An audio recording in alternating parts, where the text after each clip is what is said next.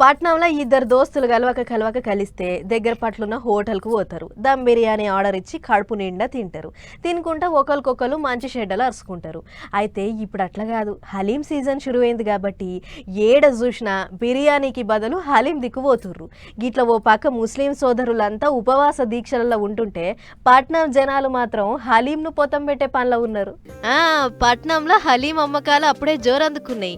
మొన్నటిదాకా bird flu గీడ్ flu అని వార్తలు వచ్చినాయి గాని అవేం పట్టించుకోకుండా జనాలు మళ్ళా హోటళ్ల పొంటి లైన్లు కడుతుర్రు.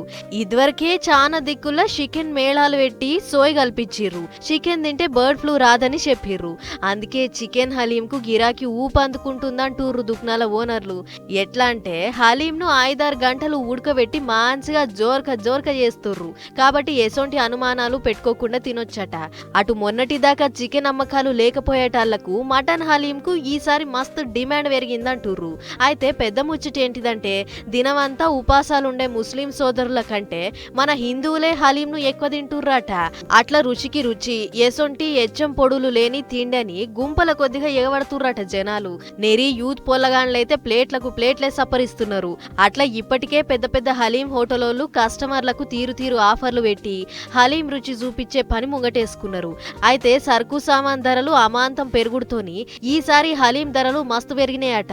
అయినా సరే ఎప్పుడు పడితే అప్పుడు దొరికేది కాదు కదా అని ధర ఎక్కువైనా సరే ఏక్ ప్లేట్ దేవ్ అని ఆర్డర్ ఇచ్చి మరీ పోతం పెడుతుర్రు. గిట్ల పట్నం మొత్తం ఎక్కడ చూసినా హలీం బట్టీల కడ జనం సందడి చిన్నగా లేదు. అట్లని హలీం అంటే చిన్న సన్న వంటకమేం కాదు సుమా, మొత్తం 100 కోట్ల దందా నడుస్తుంది. 1000 మందికి పని దొరుకుతుంది. ఒకప్పుడు ఒక్క పట్నాలలోనే దొరికే హలీం రుచి ఇప్పుడు చిన్నగా మెల్లగా ఊర్ల పొంటి కూడా బాకింది. వెనకట నిజాం నవాబులకు పాయరమైన ఈ వంటకము ఈ అల్ల గరీబోళ్ల ప్లేట్లకు కూడా వచ్చింది. అంతేకాదు మన తాన తయారైన హలీంను బయటి దేశాలోళ్ళు ఆర్డర్ ఇచ్చి మరీ కొనుక్కోబోతుర్రంటే గీ హలీం తిండి ఎంత దండిదో చూసుకోర్రి.